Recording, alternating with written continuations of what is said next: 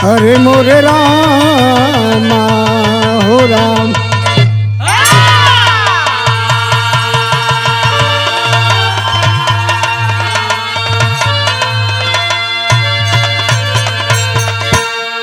हमारे सभी बिरहा के श्रोता भगवान और इस वीडियो को देखने वाले भैया बाबू चाचा माई बहन लोग, एक ऐतिहासिक प्रसंग आप लोग के सामने हम गावत बनी। गौला से पहले एगो आप लोग से प्रार्थना करत बनी, छठी चौराहा पर गवई में कोनो बैठक होले, कोनो यादव का लड़का गलती कर दे दिलो, कल करे भैया यही साठा पर पाठा होला। एकर मतलब कि अहिरन के 60 बरिस से पहले बुद्धिए ना हो तो याद तो चिढ़ावत हुई नहीं कह के, यह इतिहास यादवन को उनके न पता हुई। तो मेरे बिरहा सुनने वाले साथी भाई पिता माताएं बहनों, सुनिए इतिहास सतयुग से यादों के शौर्य पराक्रम का और इतिहास हमेशा से निडरता का परिभाषा बताता है। भगवान कृष्ण ने अपने द्वापर युग से पीडीए की शुरुआत किए थे। मास्टर साहब काम करते थे, वो नाम संगठन का देते थे। ब्राह्मणवादी व्यवस्था, ब्राह्मणों का विरोध नहीं, ब्राह्मणवादी व्यवस्था का विरोध उन्होंने गोवर्धन पूजा करके सिद्ध कर दिया था कि जहां हमारी आपकी जीविका चलती है, जहां हमारे पशुओं का जीवन चलता है, हमारे लिए पूजनीय वही है। और कितना हूं बड़ा संकट तब रहा हो, आज के माहौल में रहा है। संगठन में इतनी ताकत होती है, बड़े बड़े लड़ाइयों को संगठन चुटकी में फतह कर लेता है। आइए सबसे बड़ी यादों की शौर्य और वीरता की रेखांकित करने वाला रेजांगला का फतह सुनाते हैं। चले बाबू।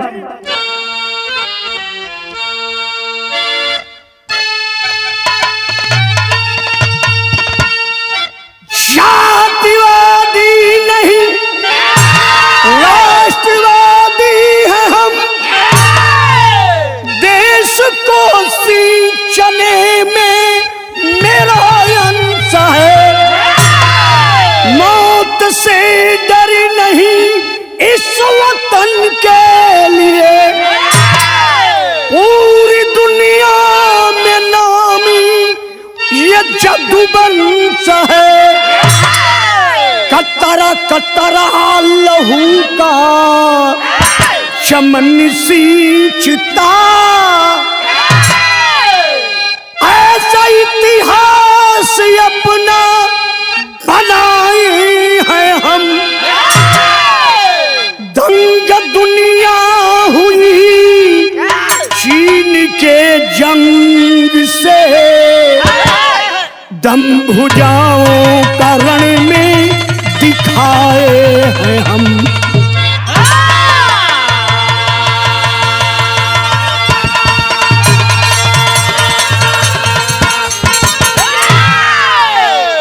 ए बाल मुकुंद भैया, मैं चैलेंज देता हूं, पूरे विश्व में ऐसी लड़ाई और किसी ने नहीं लड़ा जो जदवंश के बहादुरों ने लड़ा।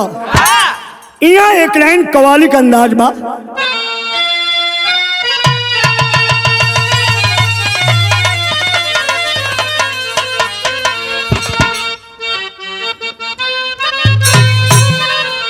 उहे मास्टर साहब गीत का संकेत दहलन। पंजाब के बोतल में, पंजाब के बोतल में कश्मीर का पानी है। पंजाब के बोतल में कश्मीर का पानी है।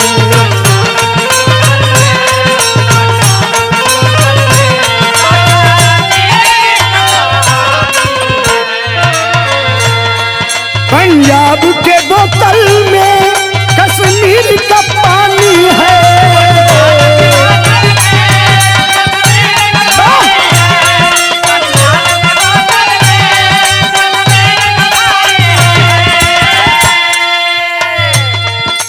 कश्मीर का पानी है,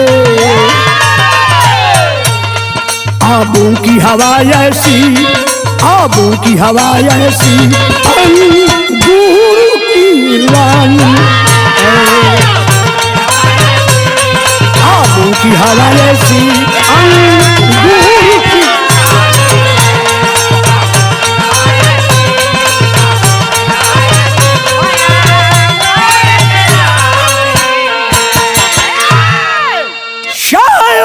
पाकिस्तान की लड़ाई रही हो, चाहे चीन की लड़ाई रही हो, चाहे जनमानस की लड़ाई रही हो, ऐ हमारे विरहा सुनने वाले देवताओं, कवि जी भाव लिख रहे हैं मास्टर का।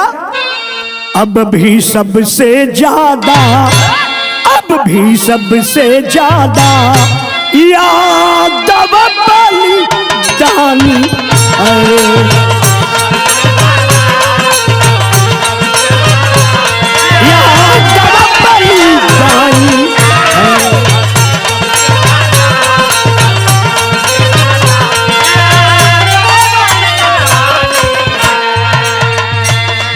अब से सबसे ज्यादा यादव बलिदानी है,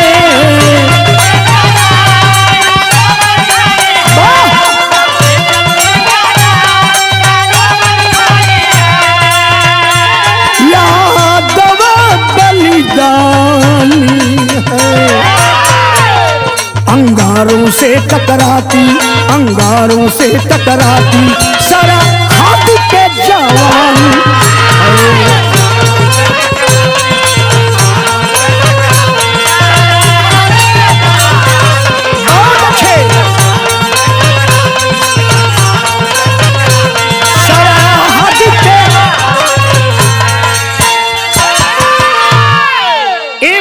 बाबू चाचा लोग भैया लोग, इनमें से हमरे विरहा का कहानी शुरुआत हो गई। जरा ध्यान से विरहा आप लोग सुनी हन। कैसे?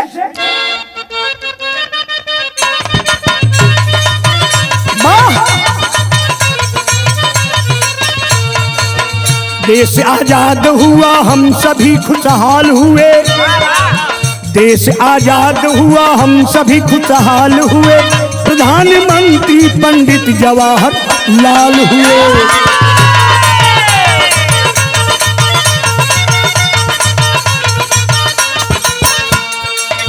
अभी वतन सही से भी नहीं उठ पाया था, जल्दी एक आजादी न मिलल हल भैया लोग। अभी वतन सही से उठ नहीं हो पाया था, 1962 में तम चीनिया टकराया था।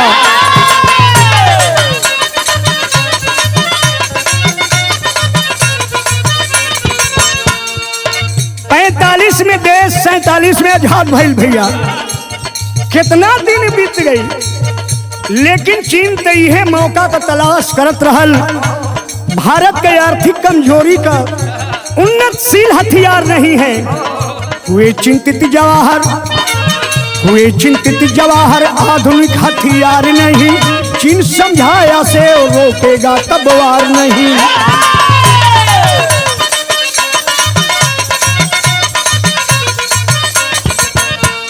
देश का प्रथम प्रधानमंत्री जवाहरलाल नेहरू के एक मनवा में चिंता रहल। हुए चिंतित जवाहर आधुनिक हथियार नहीं, चीन समझाने से रोकेगा फिर भी वार नहीं।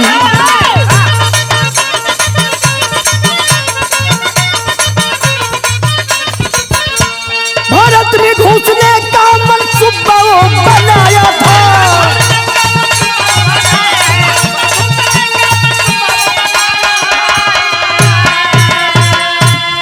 दर्रारे जंगला पे नजर वो गड़ाया था। बात तनी समझ ले लोग बाबू। अंग्रेज भारत से चल गए, देश आजाद हो गई। आजाद भारत का पहला प्रधानमंत्री जवाहरलाल नेहरू भइलन। तबले भारत का जमीनी हकीकत समझ के अपन क्षेत्र बढ़ावे खातिर चीन भारत पर 1962 में आक्रमण कर दहलस। आक्रमण तक कैलस, लेकिन रे जंगला एगो दर्रा ऐसन बा ओके हड़पल चाहत रहल चीन। भारत की सीमा अपने अधिकार में करना चाहता था। भारत के पास आधुनिक हथियारों का कमी बा, उतना उन्नतशील तकनीकी भारत के पास अब ही नहीं खे आयल एक आसानी से हरावल जा सकेला। यह मनसूबा बना के चीन के लोग और चीन का शासन प्रशासन भारत पे हमला बोल दिया। भारत का पास तो सचमुच आधुनिक हथियार ना रहल मुकुंद भैया, उतना बढ़िया तकनीक के जानकारी भी ना रहल, लेकिन बहादुरी रहल, हिम्मत रहल। एक लाइन यहाँ गीत लगल भैया, गीतिया का उहे लाइन बा कि काहे रंग ले बाड़ू लाल लाल होठ गोरिया,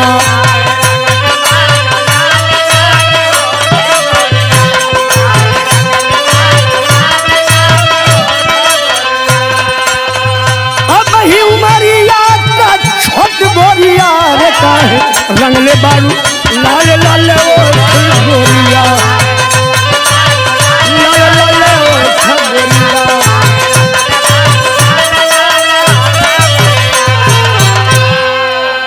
चीन अपना घमंड में रहल तो चीन चाह के मशीन गन से बरसावे गोलियां, गन से बरसावे गोलियां।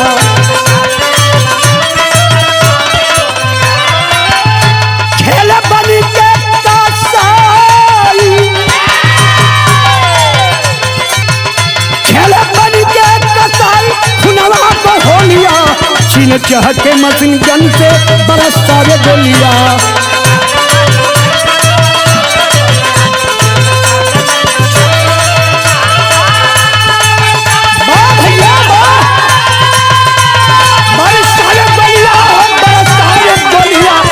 चाह के मशीन गन से बरसावे गोलियां।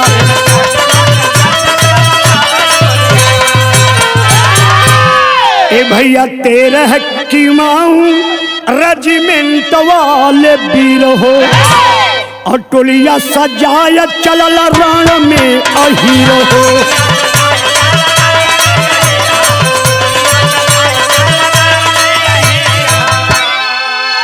13 की माऊ रेजिमेंट में खास तौर से 90% अहीर बहादुर सिपाही और सैनिक थे। यही से लिखल गई कि वीर बोले भारत माता के, और वीर बोले भारत माता के, जय जय का बोलिया हो चीन चाह के मशीन गन से बरसावे गोलियां। ए भैया चीन अपना घमंड रहल गोली बरसावा, लेकिन हिम्मत एगो ऐसन चीज है, हिम्मते ने अभिमन्यु के संगे काम कले चक्रव्यूह में 7 महारथिन के रोकले पर भी जब ले लोग एक साथ मिलके नाव आर कैलन तो ले अभिमन्यु धराशायी नहीं भई, और धराशायी जब अभिमन्यु हो गई तो 7 महारथी महाभारत के अपने को धिक्कारने लगे। एक बालक पर 7 हम लोग महारथी एक साथ वार किए। धन्य है अर्जुन तेरा सुपुत्र अभिमन्यु। ऐसा ही भैया हमरे देश का किमाऊ रेजिमेंट पर चीन का 3000 सैनिक, तब बड़ी पुरान तर जा गए भैया। मास्टर साहब जैसे उका रस के लोगों रख देलन छते पर ठिल्ली में, तो जर के सिरका का काम आवेला, के पेट गढ़ेला तो दवा बन जाला। वैसे ही हमने का बिरहा का प्राचीन अपने पूर्वजन का लोग जो धुन गावत रहलन तो उ सिरका ऐसा एक घड़ी काम करत हिया तनी सा बढ़ी।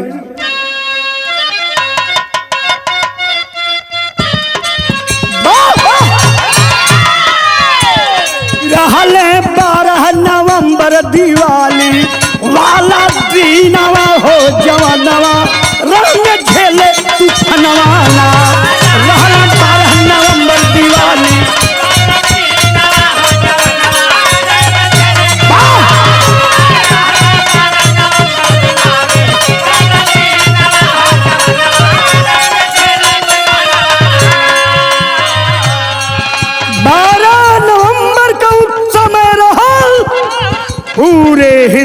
हिंदुस्तान के लोग रात को दिवाली का त्योहार मना रहे थे, लेकिन वाह रे हमारी कुमाऊं रेजिमेंट की अहिर सेना तब भैली वो पर्वत में बर्फवारी, हवा बहती बहुत ही करारी, हवा बहती बहुत करारी, फिर भी पहरे लहिर मरदनवा, जतना सरहद वीर जवनवा, जतना सरहद वीर जवनवा, अपने देश के खातिर लड़ते आहिराना हो जवनवा, रंग खेले तूफानवा अपने देश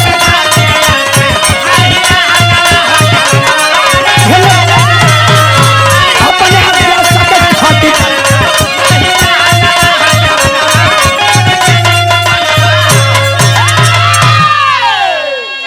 जंगला दर्रा के पास चीनी सरहद से 15 किलोमीटर दूर चुशुल चौकी पर भयंकर युद्ध शुरू हो गया। चीनी सैनिकों के तरफ से तोप, मोर्टार, मशीन गन आग उगल रहा था, लेकिन भारतीय सेना के लोगों के पास केवल साधारण बंदूकें और अपने कलेजा का दम था। एक लाइन बड़ी पुरान तर जा गई, लेकिन आज वो ताजा जिलेबी ऐसा छानल मजा दिली। कौन है ये भैया? सासू मार तनो, अरे हाय ना दिया मारे तनवा हो तनवा, हाय हमारे हर तनवा, हाय हमारे ना तो हमारे आगे के बेटा ना तनवा, हाय हमारे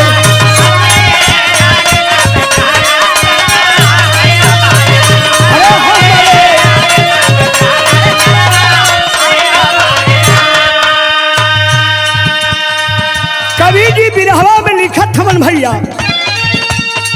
अरे ये हिरन के आग नहीं,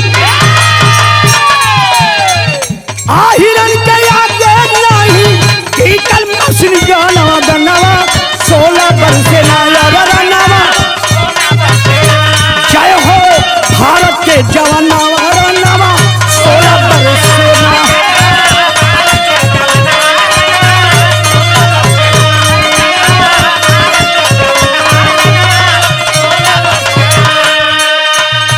गोलियां खत्म भैली छोड़े नहीं मतिया,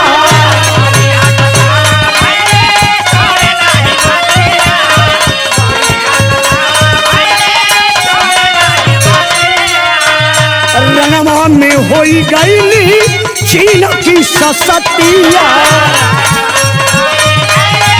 चीन की ससतिया।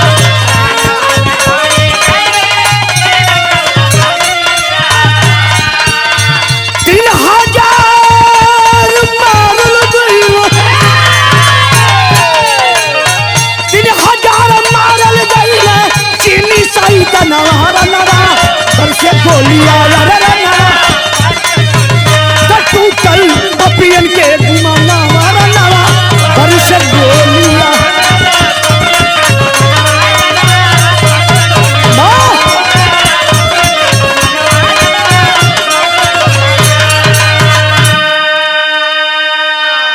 अरे वाह रे मास्टर, इतना सैनिकन के भारतीय सैनिक मरलन कि चीनी सैनिक अपने मरले सैनिकन के शरीर पर चढ़ चढ़ के लड़ाई करें। प्रमाण मिलेला जे भाई एके गलत मानत होइयन, यूट्यूब पर सर्च करके देख लिहन, और भारत रेजांगला की बहादुरों की कहानी नामक पुस्तक से पढ़ लिहन।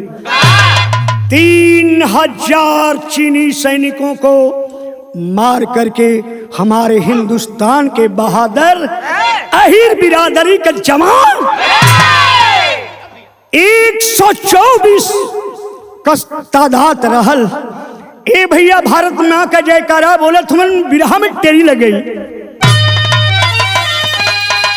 अरे जयकारा भारत माता के गुजल, लागल महादेव बजरंग बली के नाम।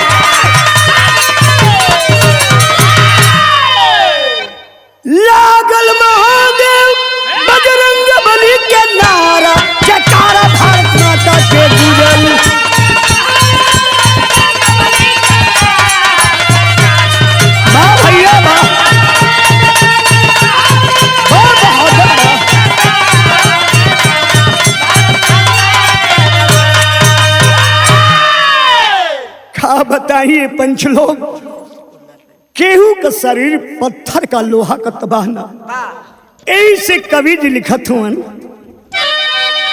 अरे पाथर या लोहा के ना केहू का देहिया बाबू, पाथर या लोहा के ना केहू का देहिया, गोलिया कर जवा दिहलस चीर हो, लोहा के ना केहू का देहिया बाबू।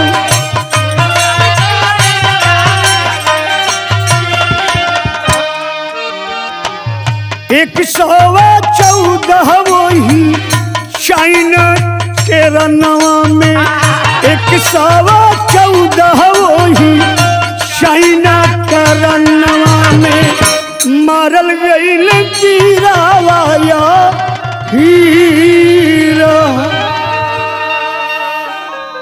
124 में से 114 अहिर यादव शहीद हो गए। लेकिन ए भैया ए बाबू लोग, जब बर्फ पिघलल और उन्होंने का लाश निकाल गई तो लगे कि अब वही लड़ाई के मूड में हथियार तान के लोग हों। माता हो ललनवा खोवली सिनुरा सजानिया,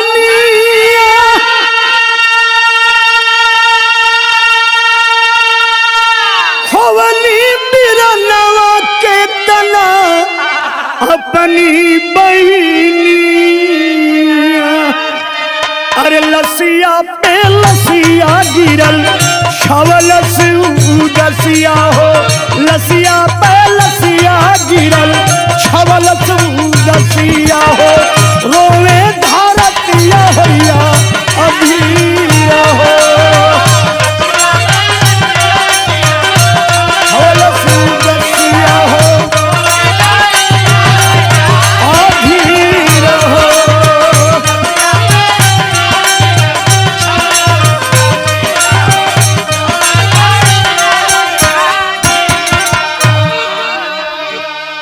आधुनिक हथियार न रहने के बावजूद, संख्या बल कम रहने के बावजूद, जीतनी बहादुरी वीरता से किमाऊ रेजिमेंट के यही सैनिकों ने लड़ाई लड़ा। इतिहास में मिसाल है, 3000 सैनिकों को, चीनी सैनिकों को मार करके और 114 हमारे हिंदुस्तान के किमाऊ रेजिमेंट के आहिर वीर शहीद हुए। कवि जी लिखा तुम पहपट के लाइन में,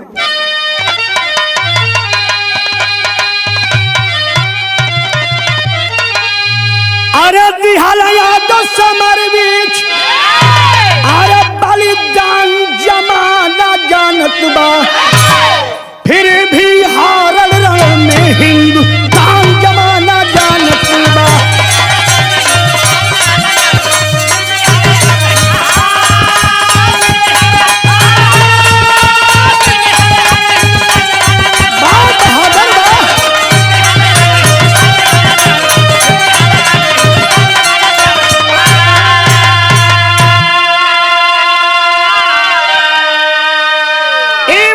बाबू बहिन लोग, रेजिमेंट की माऊ के बहादुरन के लड़ने के बाद भी हिंदुस्तान चीन से लड़ैया हार गई। एक वजह खाली एक ही रहे कि 62 में रहले नहीं कौन अच्छा हथियार हो, यही से भइल बाटे इंडिया का हार हो।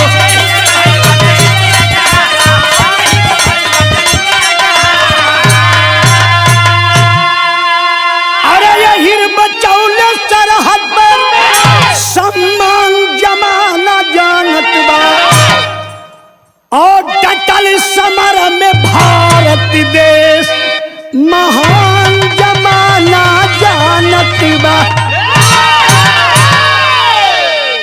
का करियन शारी और कलड़ैया हिरे नाल जीता पहिन, जी हर लगल और तो फटा का दलल। बाकी जब अपने पास अच्छी तकनीक का हथियार नहीं हो तो खाली हिम्मत से कितना देर तक के हुलड़ी आल्हा का भाव लगल भैया। आए हाय हाय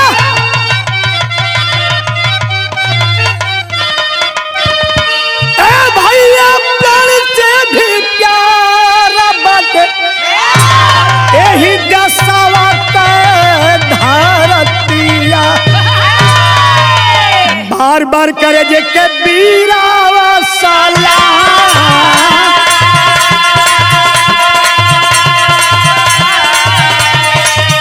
114 बीरा जनवा गाँव वाला बनल बस चूसल क्षेत्रवा में यही धाम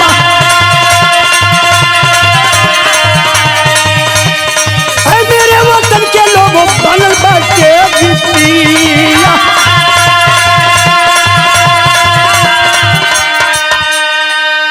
हे भैया बहनी बाबू लोग आप लोग सुनले हुए लता मंगेशकर जी की आवाज में ऐ मेरे वतन के लोगों जरा याद करो कुर्बानी।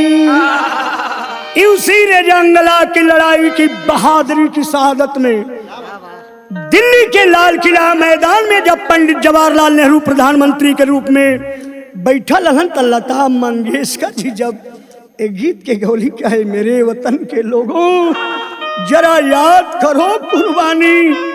नेहरू जी के आंखें बरस पड़ी, लता जी को बड़ा सम्मान दिया और किमाऊ रेजिमेंट को भी बहुत बहुत बहुत बधाई और सम्मान दिए। बनल चुसुल चित्रवा में यही देखा धाम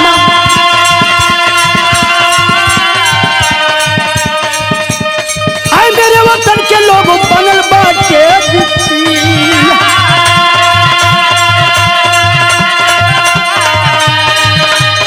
कवि प्रदीप लिखे कहिए जग में नाम।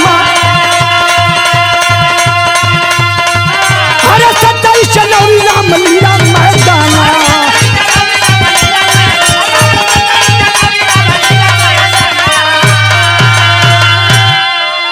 अरे 27 जनवरी रामलीला मैदानवा दिल्ली राजधानी जुटल लोगवा तमाम यारे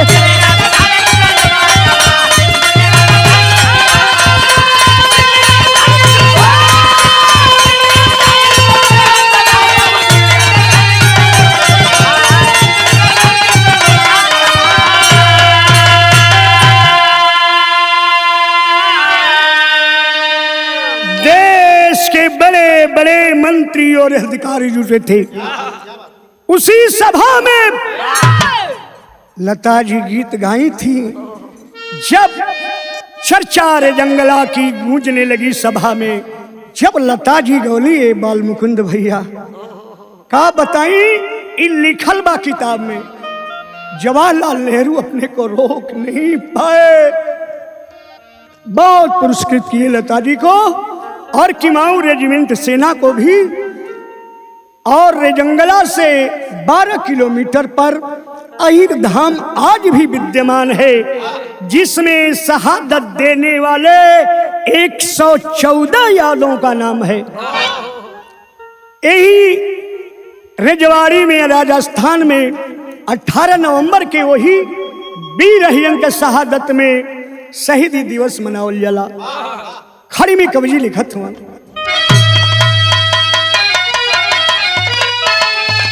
अरे गद गद भैली पीएम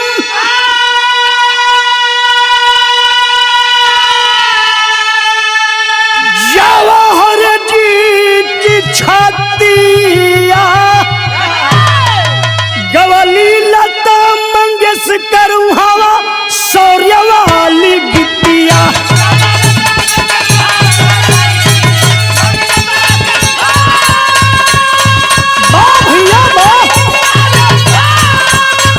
जिया जिया जिया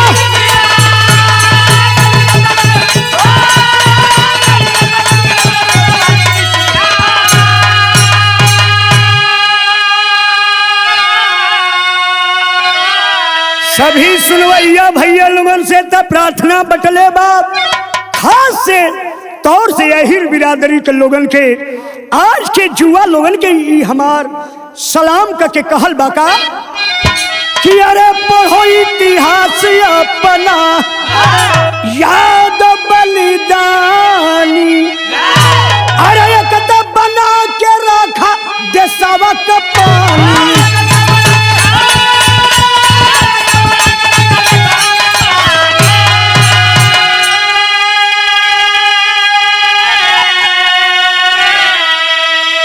आपस में ना लड़ी हमारी बतिया, गवली लता मंगेशकर हवा शौर्य वाली गीतिया।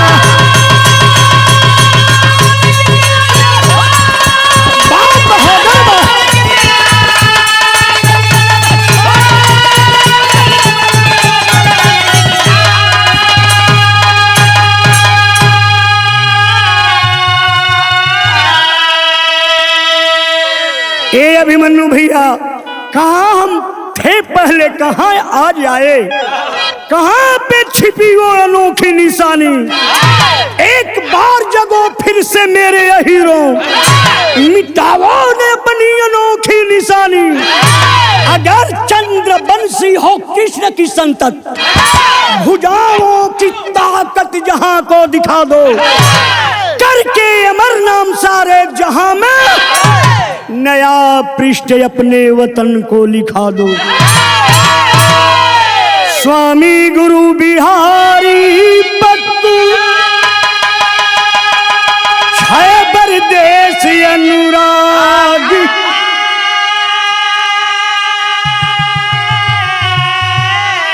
अरे गुरु पर धन सेवा करते पंचरचित तन त्यागी।